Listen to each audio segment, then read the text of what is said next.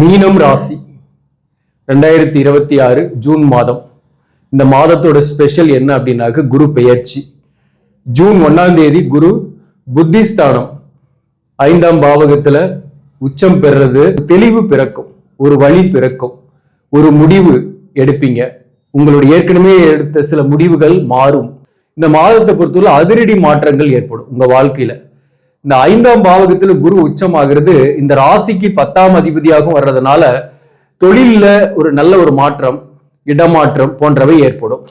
அந்த மாற்றத்தால வருமானம் கூடுதலாக கிடைக்கும். சனி ரேவதி நட்சத்திர சாரத்துல இருக்கு. ஜென்ம சனியாக இருந்தாலும் ரேவதி நட்சத்திரத்தில் இருக்கிறது. புதனுடைய நட்சத்திரத்துல இந்த சனி இருக்கிறது.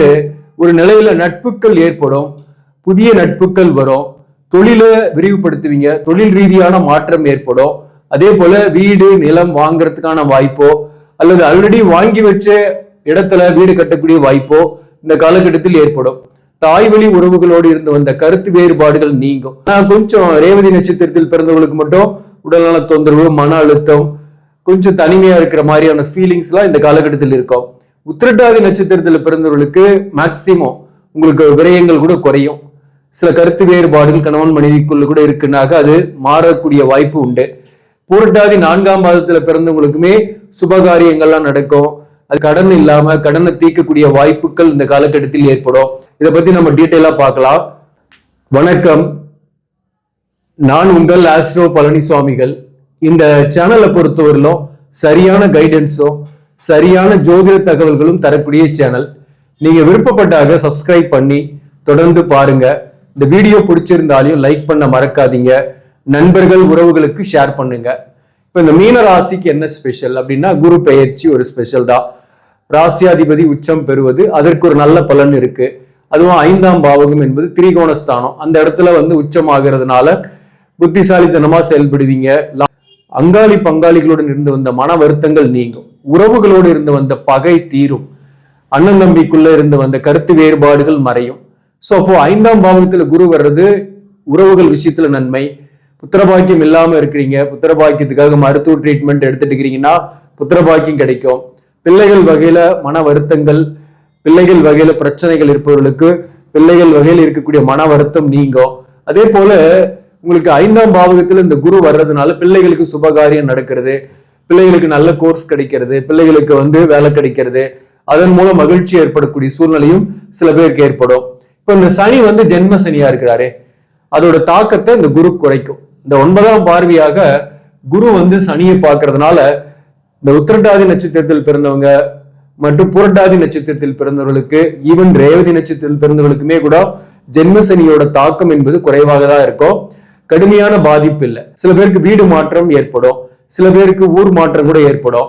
உத்திரட்டாதி நட்சத்திரத்தில் பிறந்தவர்களுக்கு வேற ஒரு ஊருக்கு போயிட்டு நீங்க வேலைக்காக மூவ் பண்ணக்கூடிய சூழ்நிலை வரும். ஒரு இடமாற்ற சிந்தனை இருக்கும். அந்த இடமாற்ற சிந்தனையில இப்ப வேலை தேடிட்டு இருப்பீங்க.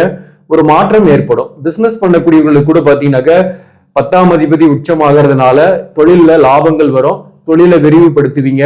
சில பேர் வேலையில இருந்து கூட அடிஷனலா ஒரு பிசினஸ் பண்ணலாம் அப்படின்னு கூட இறங்குறதுக்கு வாய்ப்புகள் உண்டு. சில பேர் கூட்டாளி கிடைப்பாங்க, கூட்டு தொழில் ஆரம்பிக்கக்கூடிய வாய்ப்பும் உண்டு. உங்க சுய ஜாதகத்தை பார்த்துட்டு அதை செய்யுங்க, அதுதான் நல்லது. சில பேருக்குள்ள ஆடம்பர பொருட்கள் வாங்குறது, குடும்பத்துக்காக செலவு பண்றது, குடும்ப விஷயமா நிறைய செலவுகள் இந்த காலகட்டத்தில் ஏற்படும். 2ஆம் அதிபதி செவ்வாய் ஆட்சி பெற்று 2ஆம் பாவகத்திலேயே இருக்கு. 9 குறிவனும் செவ்வாய் தான். அந்த வகையில வருமானம் வந்தாலும் செலவுகள் ஆகும், வருமானமும் வரும். அதே போல குடும்பத்தினருடன் குறிப்பா உறவுகளோட வாக்குவாதங்கள்லாம் செய்யாம இருக்கணும். கோபம் டென்ஷன் கொஞ்சம் இருக்கும். யார்கிட்டையும் வாக்குவாதம் செய்யாம இருக்கிறது. சில பேர் குடும்பம் அமையாம நீண்ட காலமாக வரன் தேடிக்கிட்டு இருப்பீங்க. அப்படிப்பட்டவர்களுக்கு வரன் அமையும், திருமணம் ஆகும். கடந்த கால வாழ்க்கையில திருமண வாழ்க்கையில பிரிவுகள் ஏற்பட்டு தனிமையா இருக்கக்கூடியவர்களுக்கு கூட பாத்தீங்கன்னாக்க வரன் அமையும், மறுமணம் ஆகக்கூடிய வாய்ப்பும் உண்டு. உங்களுடைய வார்த்தைக்கு ஒரு மதிப்பு இருக்கும். ஆனா கோபமா பேசினாலே ஒரு நியாயமா பேசுவீங்க. நண்பர்கள் இவங்கெல்லாம் கொஞ்சம் சப்போர்ட்டிவா இருப்பாங்க இந்த காலகட்டத்தை பொறுத்தவரையிலும்.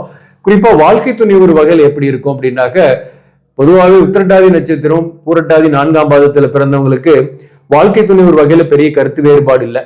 ஏன்னா சனி புதனோட நட்சத்திர சாரத்துல இருக்கு. அப்போ ஏதோ ஒரு வகையில வாழ்க்கை துணைவரால் நேசிக்கக்கூடியவராகவே இருப்பீங்க. அந்த வகையில வாழ்க்கை துணைவருடன் பெரிய கருத்து வேறுபாடு இல்லை.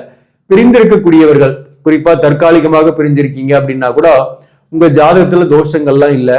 இந்த நேரத்துல சேரக்கூடிய முடிவு எடுக்கக்கூடிய சூழ்நிலையும் உண்டு.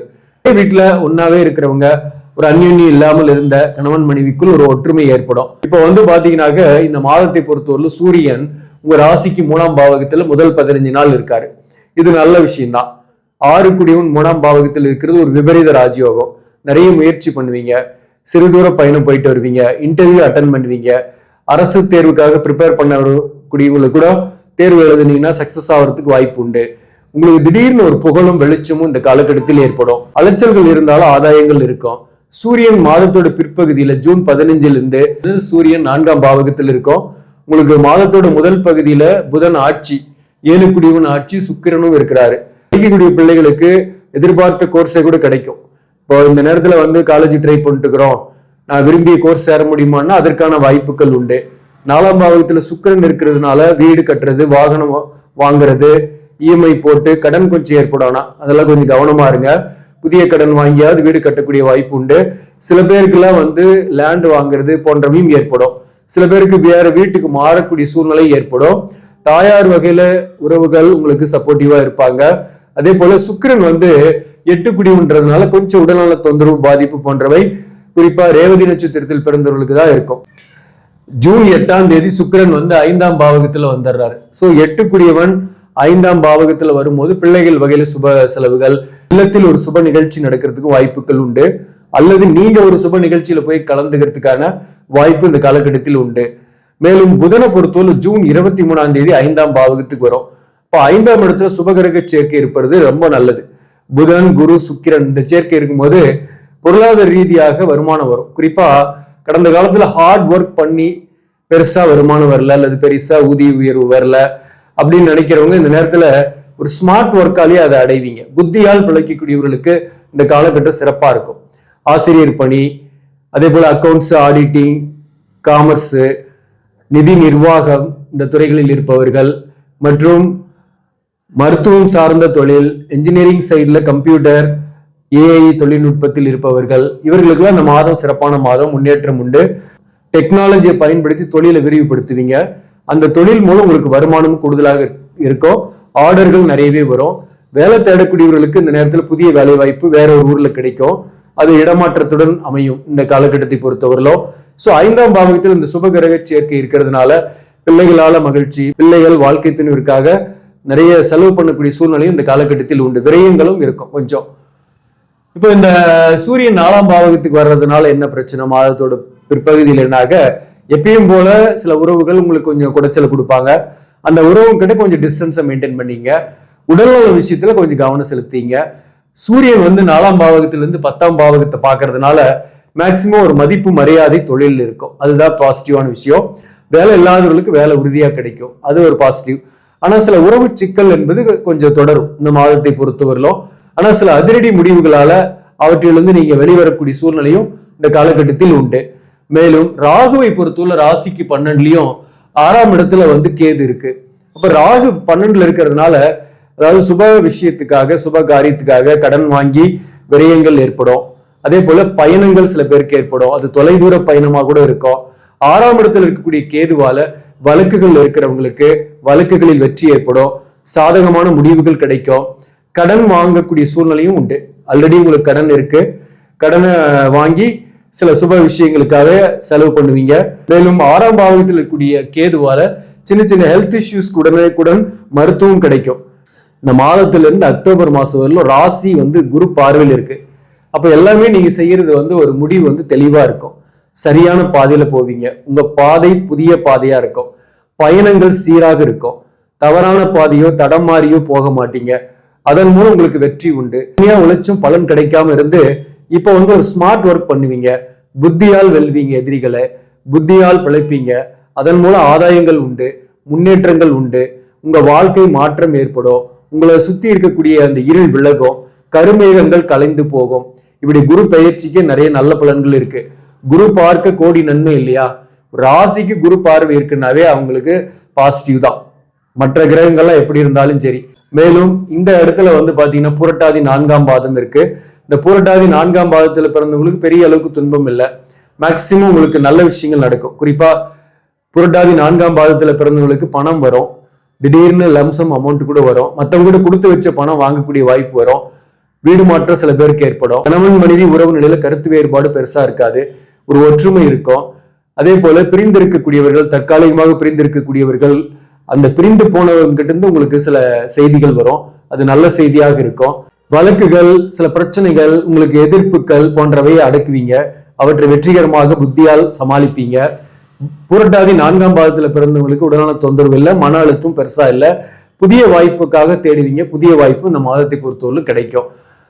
உத்திரட்டாதி நட்சத்திரத்தில் பிறந்தவர்களுக்கு கடந்த ஒரு 6-7 மாசமா கடுமையான பிரச்சனை, மன அழுத்தம், உடலான தொந்தரவு, கடன் பிரச்சனை, கணவன் மனைவிக்குள் ஒரு சீரற்ற உறவு நிலை, இதெல்லாமே மாறப்போகுது, கவலைப்பட வேண்டாம்.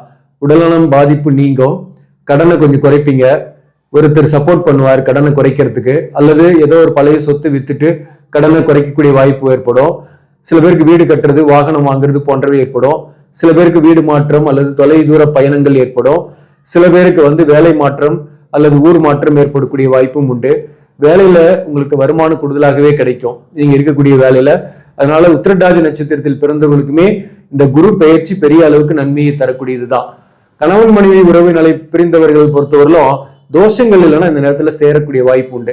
ஆனா தோஷங்கள் இருக்குன்னாக்க கொஞ்சம் பிரிவினைகள் தொடரும், அதுக்கான ஒரு முடிவு எடுப்பீங்க. ஆனா யாருக்கிட்டையும் வாக்குவாதம் செய்யக்கூடாது. இந்த நேரத்துல செவ்வாய் 2ஆம் பாவத்தில் இருக்கிறதுனால ஒரு நேர்மையான கோபம் உங்ககிட்ட இருக்கும். கோபத்துல எதுவுமே வார்த்தைகளை கொட்டிட்டீங்கன்னா அது அள்ள முடியாது, சில பிரச்சனைகளும் உங்களை தொடரும். வார்த்தைகளை கவனம் செலுத்திக்கணும், மௌனமே சிறந்த ஆயுதம். அதே போல ரேவதி நட்சத்திரத்தில் பிறந்தவர்களுக்கு சனி ரேவதியில் இருக்கிறாரு, அதனால கொஞ்சம் மன அழுத்தம், உடல்நல தொந்தரவு போன்றவை இருக்கும். ஆனாலும் கணவன் மனைவி உறவு நிலையில பெரிய அளவுக்கு ஒன்னா இருக்கிறவங்களுக்கு பெரிய அளவுக்கு பாதிப்பு இல்லை, ஒற்றுமையா தான் இருப்பீங்க. ரேவதி நட்சத்திரத்தில் பிறந்தவர்களுக்குமே புதிய வேலை வாய்ப்பு கிடைக்கும். புதிய வேலை வாய்ப்புக்காக வேறொரு இடம் மாற்றமோ அல்லது ஊர் மாற்றமோ சில பேருக்கு ஏற்படும். ரேவதி நட்சத்திரத்தில் பிறந்தவர்களுக்கு தொழில் சிறப்பா இருக்கும், பிசினஸ் பண்ணக்கூடியவங்களுக்கு வருமானம் கூடுதலாக கிடைக்கும், கடனை அடைப்பீங்க. அதே போல சில உறவுகள் ஆல்ரெடி உங்களுக்கு இருக்கும். ரேவதி நட்சத்திரத்தில் பிறந்தவர்களுக்கு திருமணம் ஆகலன்னாக திருமணம் ஆகக்கூடிய வாய்ப்பு, ஆல்ரெடி ஒரு ரிலேஷன்ஷிப் அல்லது ஒரு காதல் இருக்குன்னா அந்த காதல் ரிலேஷன்ஷிப்பு ரொம்ப டைப் ஆகக்கூடிய வாய்ப்பு இந்த காலகட்டத்தில் உண்டு. ரேவதி நட்சத்திரத்தில் பிறந்தவர்களுக்கும் எதிர்ப்பாளினரால் ஆதாயங்கள், எதிர்ப்பாளினர் உறவு ஏற்படக்கூடிய வாய்ப்பும் இந்த காலகட்டத்தில் உண்டு. உத்திரட்டாதி நட்சத்திரத்தில் பிறந்தவர்களுக்குமே திருமணம் ஆகலைன்னா திருமணத்திற்கான வரன் வர்றது, அல்லது காதல் போன்றவற்றில் இருப்பவர்களுக்கு காதல் சக்சஸ் ஆகிறது, அல்லது ஏதோ ஒரு வகையில புதிய உறவால் மகிழ்ச்சி அடையக்கூடிய சூழ்நிலை இந்த காலகட்டத்தில் ஏற்படும். மொத்தத்துல இந்த 3 நட்சத்திரத்துக்குமே ஒரு நல்ல மாற்றம். அதுல இந்த மாசத்தை பொறுத்தவரை முக்கியமா விரயங்கள் நிறைய ஆகும், திட்டமிட்டு செலவு பண்ணுங்க. புதிய கடன் படாம இருக்கணும். 3 நட்சத்திரத்தில் பிறந்தவர்களுக்குமே இது பொருந்தும். தொழிலை விரிவாக்கம் பண்றதுல அகலக்கால் வைக்காதீங்க. டெக்னாலஜியை பயன்படுத்தி இன்வெஸ்ட்மெண்ட் இல்லாம தொழிலை ஸ்டார்ட் பண்ணுங்க, பெட்டரா வளர்ச்சி ஏற்படும்.